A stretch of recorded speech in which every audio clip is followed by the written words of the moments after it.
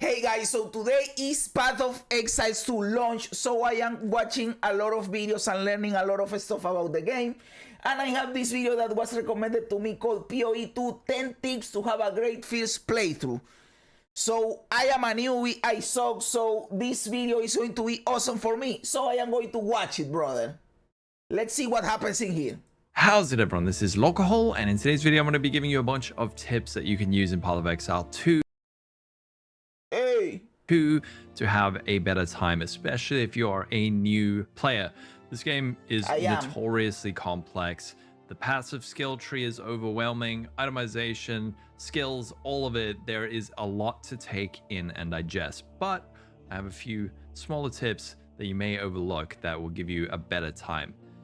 Now, the first tip, and this is gonna sound so lame, but I promise you it is one of the most important things, is to just read stuff. If you find a new skill gem and don't know what it does, read what it does. Look at the little video that is provided. If you don't know what a certain modifier does, there's often these little dots underneath a modifier and you can click it. What you don't understand is this won't help me because I read everything and I still don't know what the fuck is going on because I suck.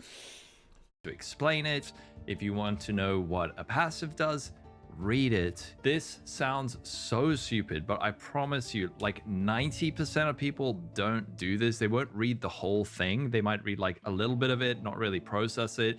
There's no rush. If you want to have a good time, do this. I promise you, you will become a better player than like 95% of other people. Bro, over 60% of you are not subscribed. Why? Why are you like this, my bro? It is just one click. It is free. Just click the button, my dude. We are having fun over here. You don't like to have fun, dude. There are also resources out right now, little things of like the skill tree and skill gems, PoEskills2.com, or I will link it in the description. You can start going through the gems, reading now, so you can get a little bit of a head start. So read, do your reading.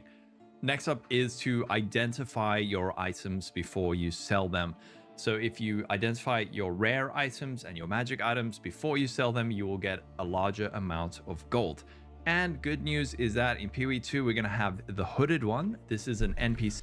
This is cool because in PoE1, first of all, when I tried like the first acts that I actually played in PoE1, I played a little bit, but I didn't even complete the campaign. Sometimes I sold stuff without identifying it, right? But if you identify it, you also use the scroll of identification, right? So it is, I don't know if really it offsets what you gain about it. I don't know how it works in PoE, like if you recoup your losses, right? But in PoE2, you don't have to use a scroll of identification because there is a dude that identifies everything for you, which is awesome. I love that. You find very early on in Act 1. This guy will be your Decade Cane throughout Path of Exile 2. You can just take your items to him, click one button, and it will identify your items en masse. Then you can sell them, get more gold for it. But there's no point selling unidentified items. You're just going to be getting less gold for it, and you're going to be needing your gold because of the next thing, which is gambling. So PoE2, there will be vendors that you can go to who you can gamble to get a good item. So I love gambling in these games, brother, and they make for good videos when you are gambling for an item and you rage because you don't get what you want, bro. There will be a whole lot of unidentified items that you can look at.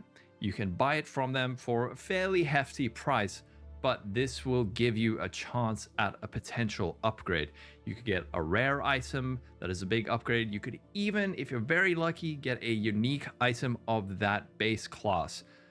For this, I don't want to give too many specific recommendations, but let's just say if you are struggling with damage and your weapon is bad, then try and gamble for a weapon that could be an upgrade for you. Also, another thing that could be really nice to gamble for are things like pieces of jewelry and boots. If you can get boots with increased movement speed, having that extra mobility to move around the battlefield, very nice defensive layer. I think movement speed will be more important in Path of Exile 2 than on Path of Exile 1 because of all the dodging you have to do in bosses mechanics. Yes, I know you have the roll, But if you maybe in one moment you don't roll on time, but you move on time, you can get out of it. So I believe the move speed will be really important. And now you can attack while moving, depending on the spell you are using, right, or the skill you are using. So that way move speed will also be important. I believe move speed will be more important in PoE 2 than in PoE 1.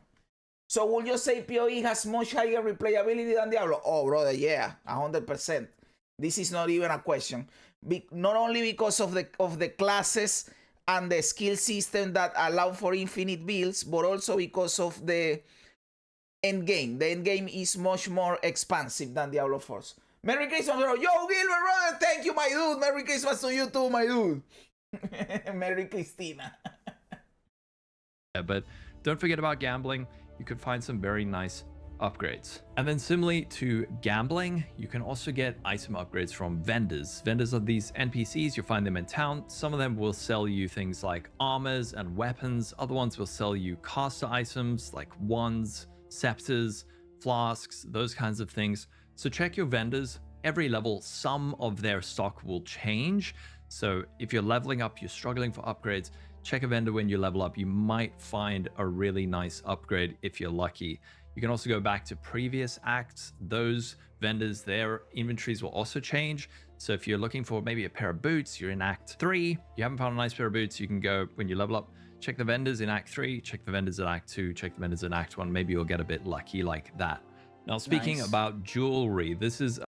I will probably do that because I am unlucky with drops, so I will try to get lucky with the vendors. I am going to start with a warrior, and originally when they reveal the ascendancies, because of the...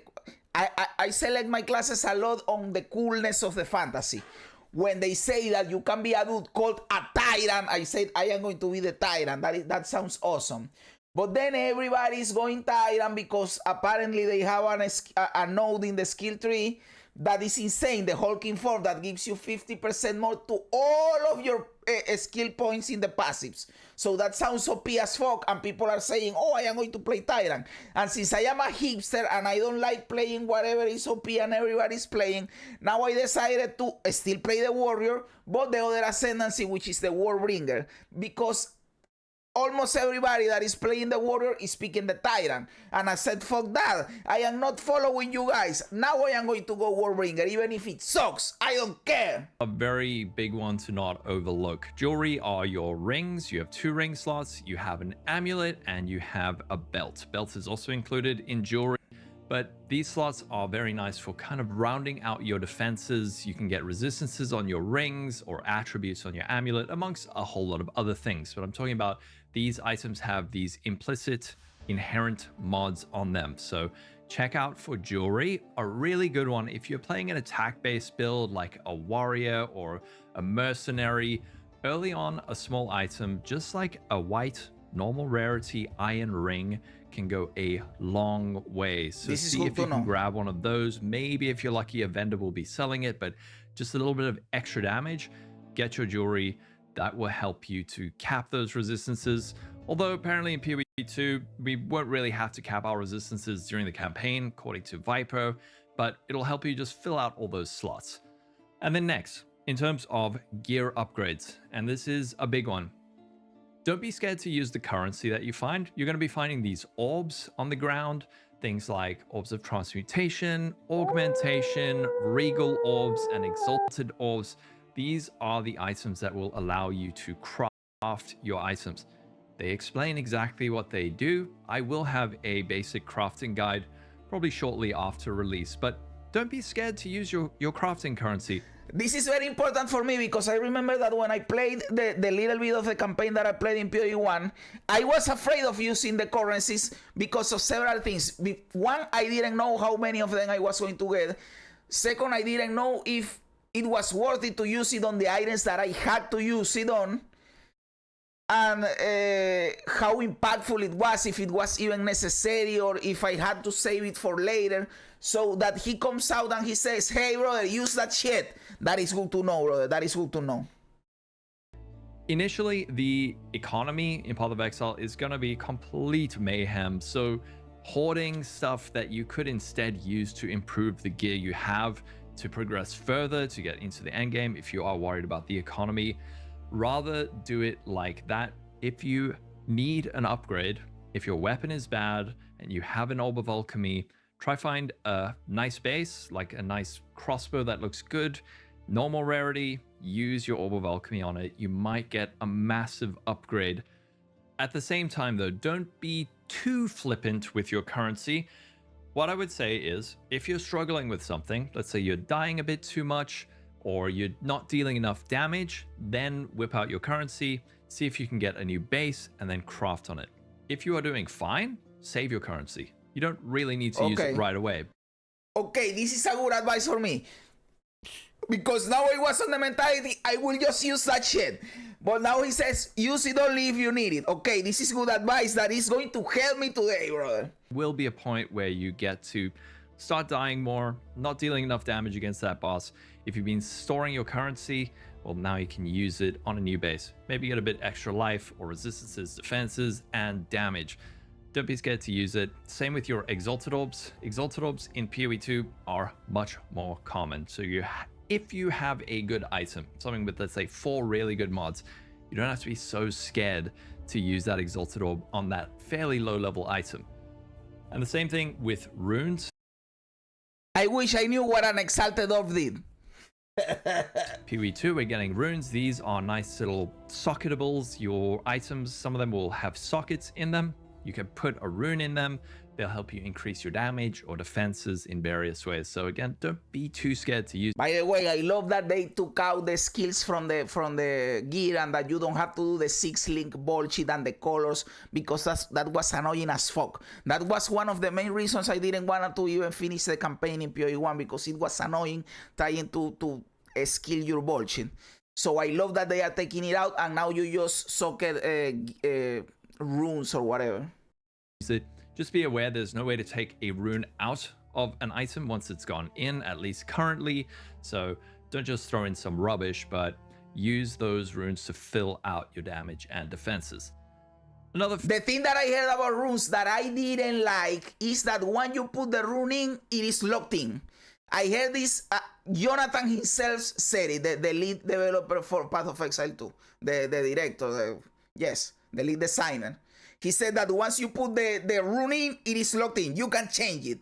So we have to be very careful with what we socket on an item. It is a little bit rubbish that you can exchange runes. Yes, brother. At least, I understand not being able to take it out, but at least put something again on top of it and break it.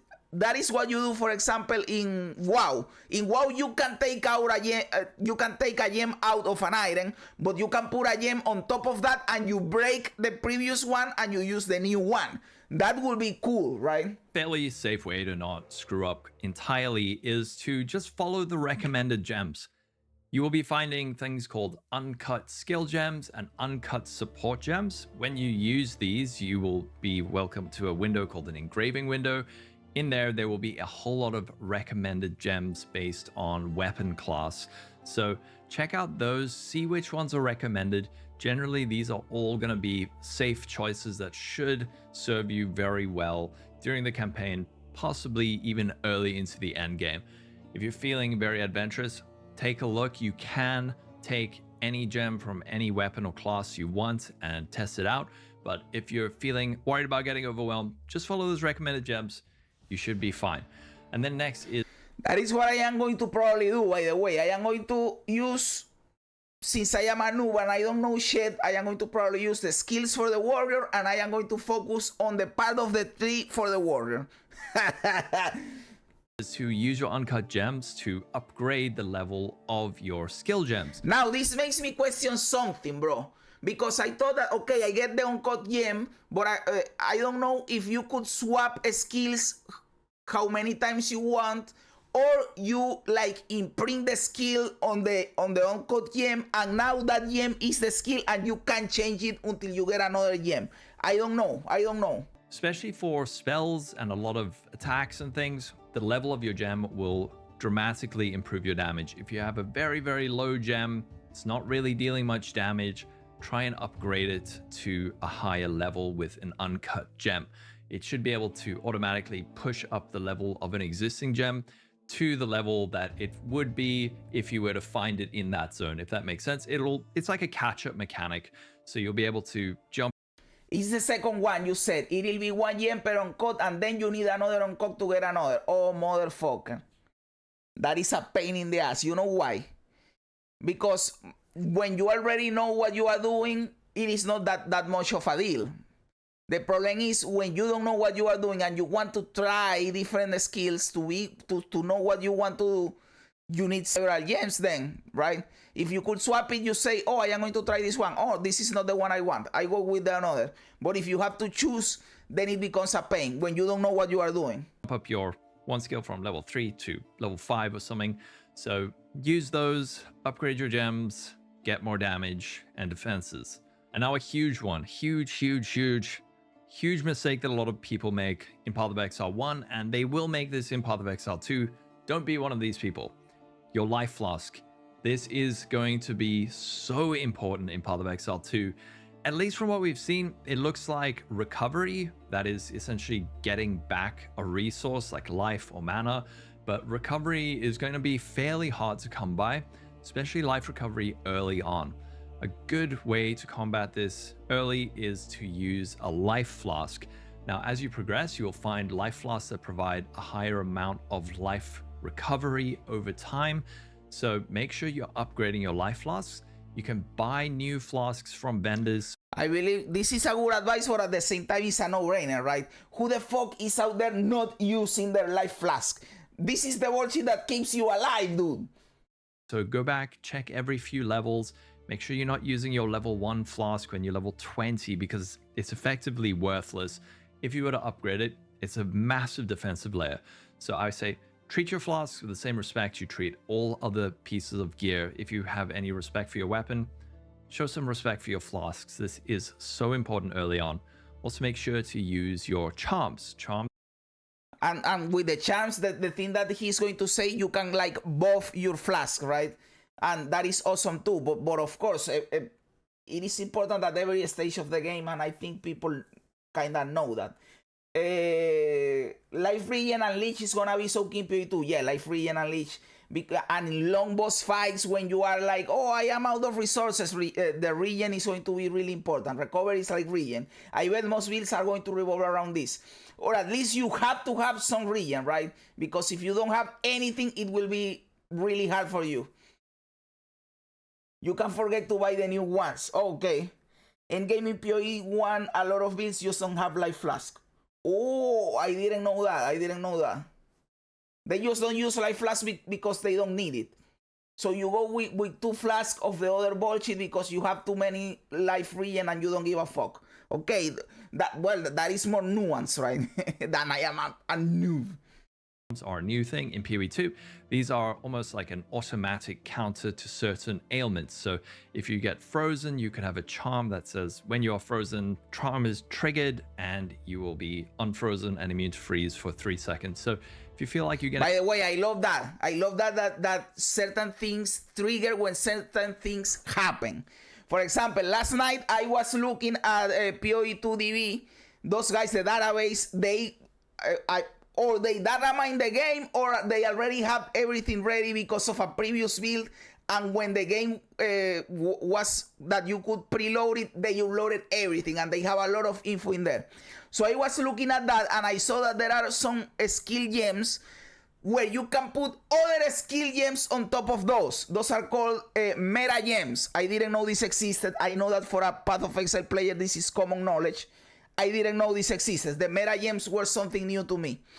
And there are meta gems that are called cast on something. So, for example, there is one that is called cast on dodge. And that means that everything you put inside that gem, when you dodge, it is going to trigger. Oh, bro, that is fucking awesome for me. I think that is insane. That you can do some crazy bullshit with those cast on X thing. Frozen a lot. Look at some charms. They do consume charges similar to Flasks, so if they don't have charges, you won't be immune to that ailment, but don't forget about these. You can also get more charm slots on your belt, so keep a lookout for belt upgrades. And if you do have an abundance of gold, you've gambled all your upgrades, you have really sick gear, what you can do instead of selling your rare items and magic items to vendors, you can instead disenchant them. This will give you currency shards, and a full stack of currency shards will give you a respective orb of that type. Also remember, you can salvage. So if you salvage items with quality, you can get back scraps that will improve the quality of items that you use it on. You can also salvage items with sockets to get artificers shards. Full stack of these, full stack of 10 will give you an artificer's orb. Because normally what I do is just selling bullshit, and knowing that you can get materials from them, basically like salvaging the item, is good to know. The rune thing is great. Huge exchange in power for bringing your item. Gotta be smart about it and eliminate stuff from the market. Yes, that is true. That is true. Again, I wish you could replace it, but at the same time, it's not that big of a deal. Just be smart about it. Yo, first time catching you live, bro. Been following since your default Druid Run videos. Hello from Netherlands, brother. Thank you very much. Exile Gaming, my dude. Thank you very much. Yeah, and there are going to probably be more Druid Run videos. I love the Druid. I still love the 4. And the Druid is coming for Path of Exile 2 eventually. So we will go Druid, of course, and shape-shifting. I hope they add a werewolf in Path of Exile 2, and that it is an actual werewolf, not just a wolf. Because you have to admit that the werebear that they chose for Path of Exile 2 is a fucking bear. It is not a werebear, my dude. Let's be honest in here. Disenchanting is going to go so hard. Yes, it apparently it is really important, so I have to remember that. Really encourages you to pick up a lot of items to disenchant or sell. Bro, that is something that I saw in Path of Exile 1, and I will have to try to find the balance in Path of Exile 2. Because I found that I was picking up everything to sell it because I didn't know if I needed the currency. So I was like, and you had too little space on your inventory. So it was like killing 5 monsters, picking up everything, going to town. Killing 5 monsters, picking up everything, going to town. But then I watch other people playing, and they don't give a fuck. They don't pick up anything. And I say, what am I supposed to do in here? I hope they add a Paladin Crusader in PoE 2. I hope to, but I am pretty sure they are going to do it when they release the Templar, brother. I am 100% sure that the Templar is going to have a holy build. That you can be like a holy knight with the Templar. And I also want to play that bullshit, dude. Paladin or Crusader will be insane. I am sure you can click this shit that the Templar will introduce the holy bullshit, the holy knight, the holy warrior, the holy archetype to Path of Exile. Click me. This you can use to add a socket onto a piece of gear. So if you have a really nice weapon, you want a socket on it, make sure that you're using the salvage bench to get those extra little bits and pieces to form full orbs. Another big one is to complete your side quests and side bosses. PoE 2, finishing these bosses, killing them, you'll often get really interesting rewards. You can get things like increases to spirit and attributes. I haven't seen all of them, but you'll be able to see these. This is good to know because I don't know if you guys do this, but I tend to do it. That I don't like going like with side quests or with side bullshit. I just focus on the main campaign. Nothing, in the majority of the games that I play, I just go for the main campaign. But it is good to know that, hey, you should be doing the side bosses because they will give you some cool stuff. So go and do it. So this is a good advice. On the mini map, if you open up the, not the mini map, but like the map overlay, you'll be able to hover over a little zone and see, okay, if I kill the side boss in this area, he will drop me something that gives me plus 30 to spirit. So make sure you're doing these as you progress, especially if you feel like you're struggling. You can go back to previous acts, kill those bosses, get those upgrades, and then continue hopefully a little bit stronger. And then probably the number one tip is to just join a community or a Discord server.